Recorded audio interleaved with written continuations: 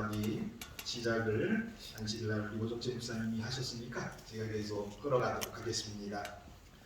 솔로몬이 죽은 뒤 이스라엘 두 나라로 나누게 되었습니다. 그리고 아합 왕이 등장하기까지 58년 동안 일곱 왕이 북방 이스라엘을 다스렸습니다. 그들은 모두 한결같은 악한 왕이었습니다. 그 일곱의 첫 왕은 여로보암이었습니다. 그는 자기 백성들이 제사를 드리러 예루살렘으로 내려가서 남방 유다 사람들에게 동화될까봐 두려워서 금송아지를 두 곳에 만들죠. 그 다음 왕은 나답인데, 나답에 대해서는 열왕기상 15장 26절에 이렇게 말씀하십니다. 그가 여호와 보시기에 악을 행하되 그의 아버지의 길로 행하며 그가 이스라엘에게 범하게 한 그 죄 중에 행한지라. 여로보암의 길을 그가 따랐다는 것이죠. 그러한 사상들이 계속 이어지고 그 이후의 왕들은 여로보암의 길을 갔다라고 성경은 말합니다. 그 다음 바사가 그를 죽이고 그의 뒤를 이어 왕이 되었습니다. 그 다음 왕 엘라도 술주정뱀이었고 그 역시 죽임을 당합니다. 또한 그의 후계자 시므르는 모반의 죄를 지었고 그 다음 오므리는 오므리라고 하는 군대 장관이 왕위를 차지하게 되는데 그에 대해서는 이렇게 말씀하십니다. 열왕기상 16장 25절에서 26절인데요. 오므리가 여호와 보시기에 악을 행하되 그 전에 모든 사람보다 더욱 악하게 행하여 느밧의 아들 여로보암의 모든 길로 행하며 그가 이스라엘에게 죄를 범하게 한 죄 중에 행하여 그들의 헛된 것들로 이스라엘의 하나님 여호와를 노하시게 하였더라. 이렇게 큰 죄악은 오므리의 아들이 때에 와서 더 크게 완성되었는데 그는 그의 son조보다 훨씬 더 악한 사람이었습니다. 그래서 이 오므리가 더 큰 악을 행했는데 이제 결정적으로 아합 때에 정말 하나님 보시기에 큰 폐역을 그가 저지릅니다. 열왕기상 16장 30절에서 31절이에요. 오므리의 아들 아합이 그의 이전의 모든 사람보다 여호와 보시기에 악을 더욱 행하여 느밧의 아들 여로보암의 죄를 따라 행하는 것을 오히려 가볍게 여기며 시돈 사람 왕 엘바알의 딸 이세벨을 아내로 삼고 가서 바알을 섬겨 예배하고, 그 전까지 이제 오므리가 최고였는데 이 오므리보다도 더욱 악을 행했다라고 성경은 말합니다. 여로보암의 죄를 따라 행하는 것을 오히려 가볍게 여겼다라고 말합니다. 그리고 옛 바알의 딸 시돈 왕의 딸을 이세벨을 아내로 삼아서 북방 이스라엘로 아주 타락하게 만든 장본입니다. 이렇게 왕들이 약했고 백성들은 왕의 교훈과 모본을 통해서 이스라엘 땅에 정말 하나님 예배는 자취가 사라지고 지독한 우상 숭배가 판을 치게 된 겁니다. 다른과 베델에서는 금송아지를 숭배했고 사마리아에는 바알의 신당이 건축되고 도처에 바알상이 세워졌으며 바알의 선지자들이 이스라엘의 종교를 완전히 장악하기에 이르렀습니다. 바알은 살아있고 여호와는 이제 존재하지 않는다는 그러한 말이 공공연하게 선포되고 있는 그런 상황입니다. 열왕기상 16장 33절에 또 아세라상을 만들었으니 그는 이전에 이스라엘의 모든 왕보다 심히 이스라엘 하나님 여호와를 노하시게 하였더라. 그는 바알 숭배에 더해서 아세라까지 섬겼던 왕입니다. 이런 영적 흑암과 타락의 그런 와중에서 살아계시는 하나님을 위한 한 증인이 등장하게 됩니다. 열왕기상 17장 1절이죠. 길르앗에 우고하는 중에 디세스 사람 엘리야가 아합에게 말하되 내가 섬기는 이스라엘의 하나님 여호와께서 살아계심을 두고 맹세하노니 내 말이 없으면 수년 동안 비도 이슬도 있지 아니하리라 하니라. 이 엘리야의 등장은 참으로 돌연한 것이었습니다. 그의 부친이 누구인지, 그가 전에 어떤 삶을 살았었는지에 대해서 성경은 기록하고 있지 않습니다. 그가 길르앗에 우거하는 사람 중에 한 사람이었다는 것을 미루어봐 그가 갓 지파 또는 므낫세 지파에 속한 사람으로 추측할 수밖에 없습니다. 이 길르앗은 요단강 동편에 위치한 곳으로 거칠고 황량한 땅이었습니다. 그곳에 사는 온통 덩굴 투성이의 숲으로 뒤덮여 있었고 계속되는 산봉우리들로 이루어지는 산지대였고 계속되는 골짜기는 맹수의 소굴이었습니다. 엘리야가 길르앗 사람이다라는 것을 통해서 우리가 생각해낼 수 있는 것은 그는 그런 광야에서 훈련받은 사람이었다는 것을 우리가 생각할 수가 있습니다. 이 자연 환경은 사람 성격에 많은 영향을 미칩니다. 이 길르앗처럼 산악지대에 사는 사람들은 그 산지의 자연 환경에 영향을 받아서 좀 거친 그런 성품을 소유하죠. 초라한 마을에 거하며 양떼를 먹여서 생계를 유지해야 하는 그들은 좀 거칠고 투박스럽고 근엄하고 엄격한 성격을 가지게 되죠.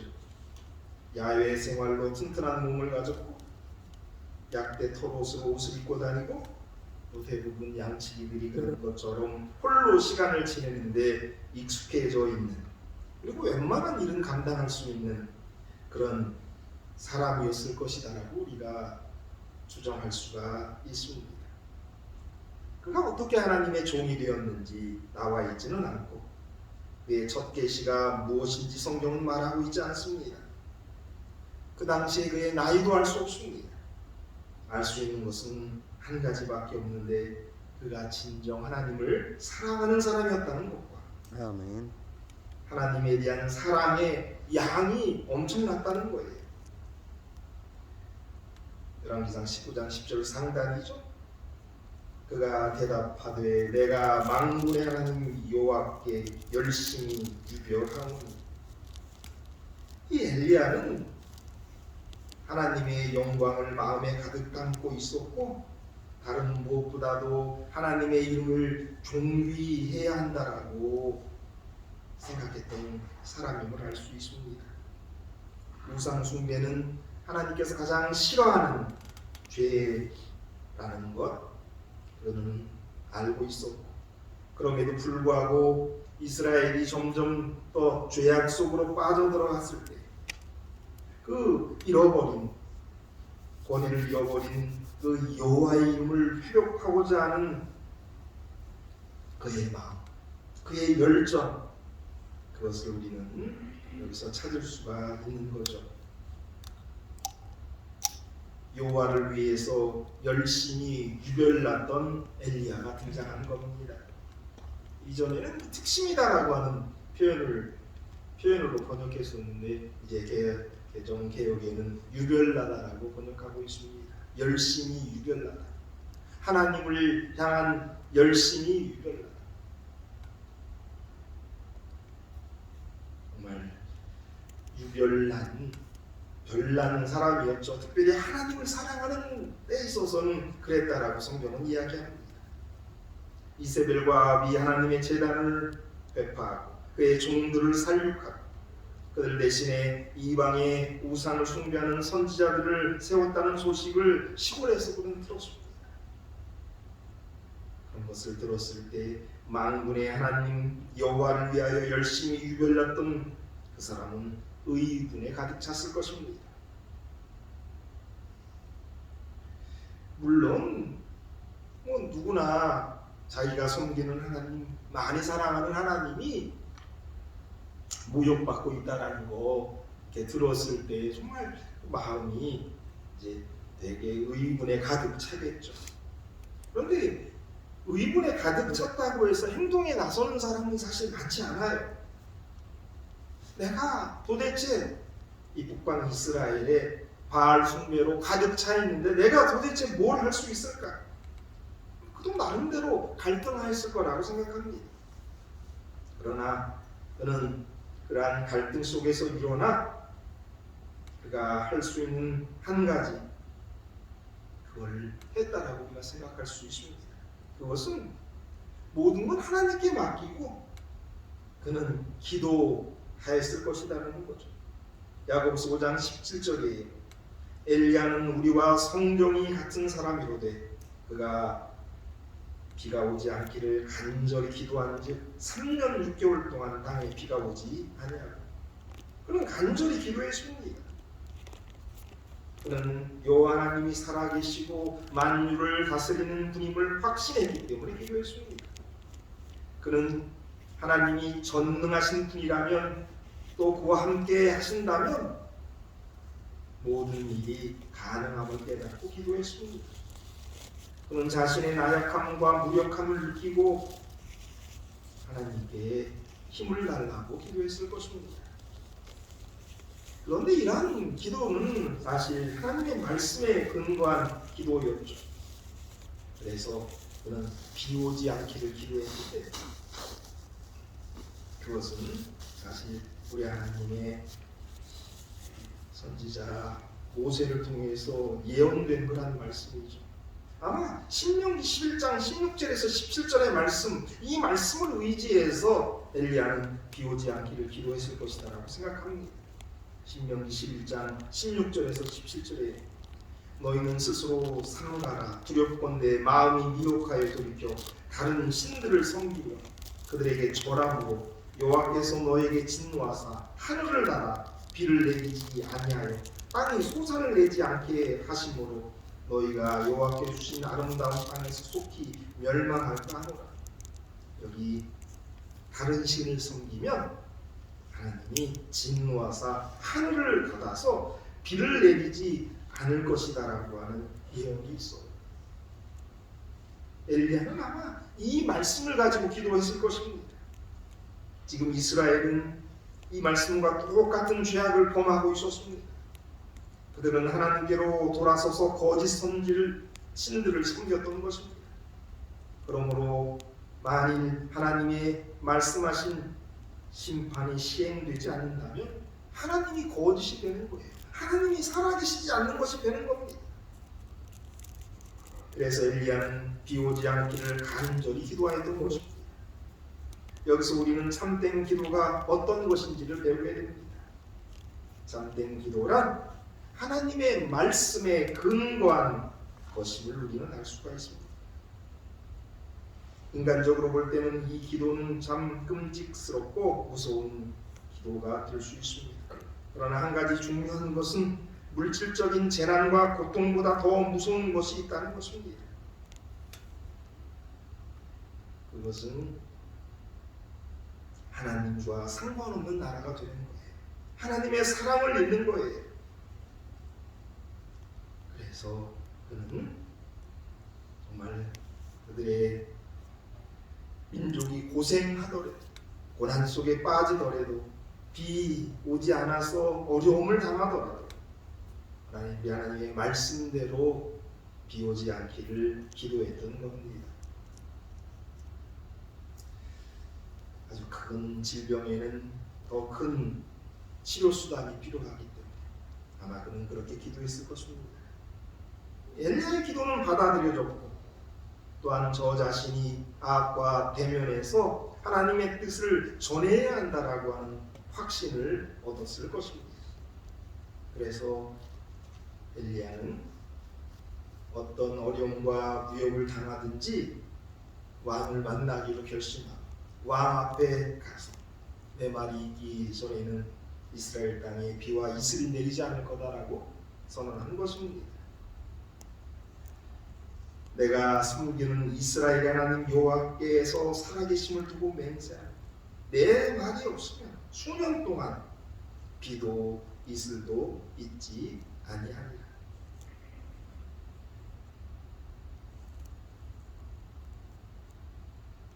여기 이스라엘의 하나님 여호와의 사실이라고 하는 표현에 깊은 의미가 있습니다. 그저 하나님 여호와의 사심이 아니라 이스라엘의 하나님 여호와의 사심이라고 말하는 점에서 우리는 중요한 뜻을 찾아볼 수가 있습니다. 이것은 더 넓은 의미를 지닌 만군의 여호와라는 표현과는 구별되는 것입니다. 이스라엘과 하나님 여호와 이 특별한 관계에 대해서 강조하고 있는 겁니다. 여호와는 그들의 왕이요 통치자요 그들이 섬겨야 할 분이와 또한 그 하나님과 함께 언약을 맺었던 분이에요. 이 만군의 하나님 여호와께서는 이 세상의 주인이시고 또 창조주이십니다. 그래서 이스라엘의 하나님 여호와의 사심을 가르쳐 맹세합니다. 당시 이스라엘의 모든 사람들이 하나님을 인정하지 않던 그때 엘리야는 그 하나님, 이스라엘의 하나님, 그 하나님이 그들의 주인 되시고 그들의 하나님이시고 언약을 맺었던 하나님이다라는 것, 그것을 여기 강조하고 있는 것입니다. 하나님은 오늘 똑같이 우리 영적 이스라엘인 우리와 대하나님이십니다. 우리가 참으로 올바르게 하나님과 관계를 맺고 있나, 정말 우리의 하나님이 우리의 하나님인지를 우리가 살펴볼 필요가 있습니다. 그분은 우리의 하나님이고 우리와 언약을 맺고 있는 분이에요. 정말 그런지 안 그런지 우리가 하나님과의 우리의 관계를 되돌아볼 필요가 있습니다. 둘째, 아합과 이스라엘 백성들은 이 말을 통해서 하나님의 사심을 전했습니다. 하나님이 살아계시다는 이 위대한 사실은 분명히 그 당시에는 의문시 되었을 것입니다. 여러 왕이 차례로 다스려오는 동안 이스라엘은 공공연하게 여호와를 조롱하고 배벽해 왔습니다. 그러나 특별한 일이 없었어요.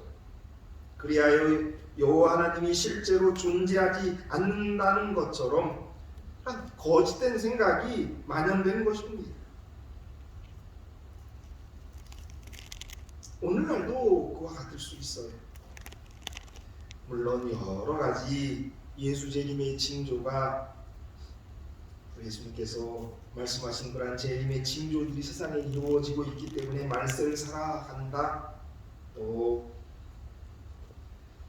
말씀이 이루어져 가고 있다라고 우리가 느끼지만 그런 것은 그냥 잠깐 느끼는 것이요, 정말 말씀 그대로 우리 하나님이 살아계시고 계시다는 것, 그거를 우리가 이렇게 느끼고 사냐 아니냐, 그건 좀 다른 것 같아요.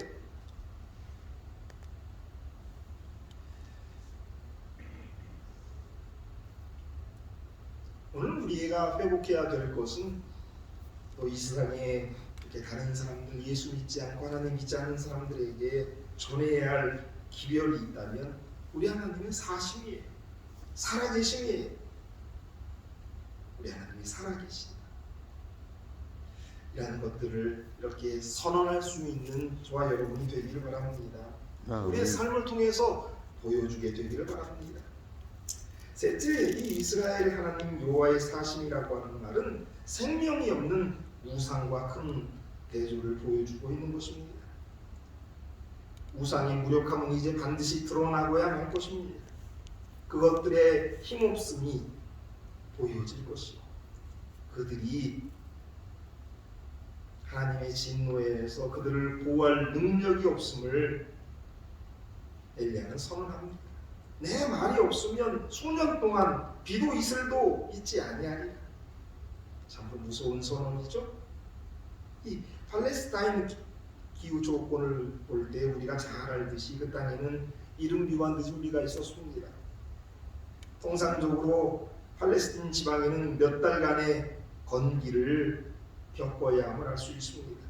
그러나 그때에도 비가 오지 않지만 밤에 이슬이 많이 내려서 식물을 신선하게 만들어주는 것이 보통이었습니다. 그런데 비도 이슬도 내리지 않는다는 것, 그것도 수년 동안 내리지 않는다는 것은 정말 무서운 선언입니다. 이 젖과 꿀이 흐르는 그런 하나님의 땅이 순식간에 황폐케 되는 것입니다. 하나님께서 비를 막으시는데 누가 감히 비를 내릴 수 있겠습니까? 예레미야 14장 22절이에요.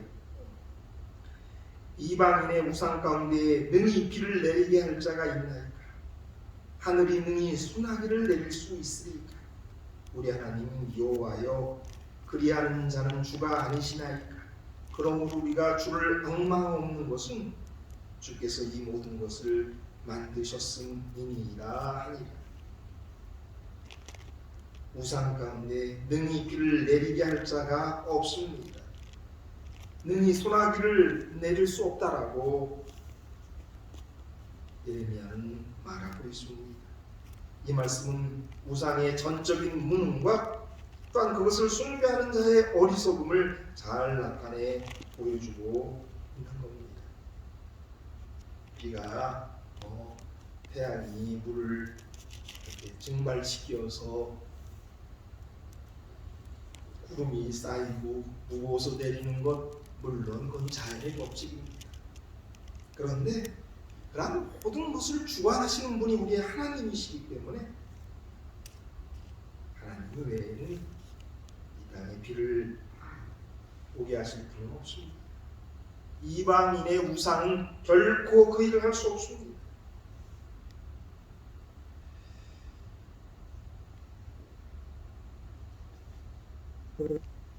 엘리야의 내 말이 있기 전에는 비와 이슬이 내리지 않겠다는 것, 이거는 엘리야의 믿음을 보여주는 것이고요.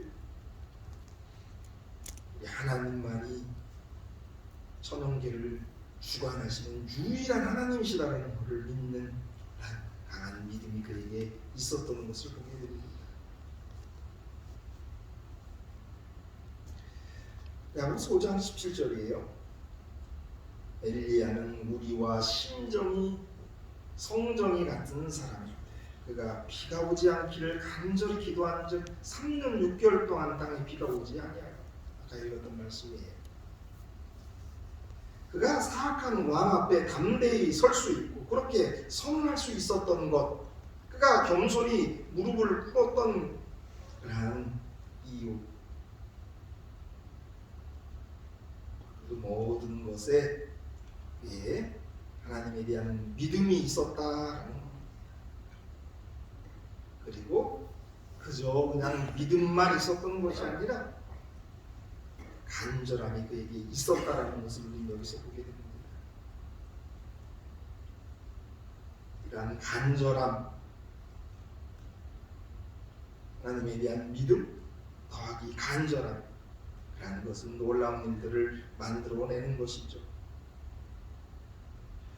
우리가 기도할 때 그렇게 간절하게 기도했으면 좋겠습니다. 이사야 26장 16절에 이런 말씀이 있어요. 여호와여, 그들이 환난 중에 주를 앙모하였사오며 주의 징벌이 그들에게 임할 때에 그들이 간절히 주께 기도하였나이다. 어려움 당할 때, 환난 중에 있을 때, 징벌 받고 있을 때에 그들이 간절히 주께 기도하였나이다. 물론 이 이사야 26장 16절의 말씀은 바로 이루어지지 않지만, 그러나 그 뒤에 보면 그렇게 간절히 기도했을 때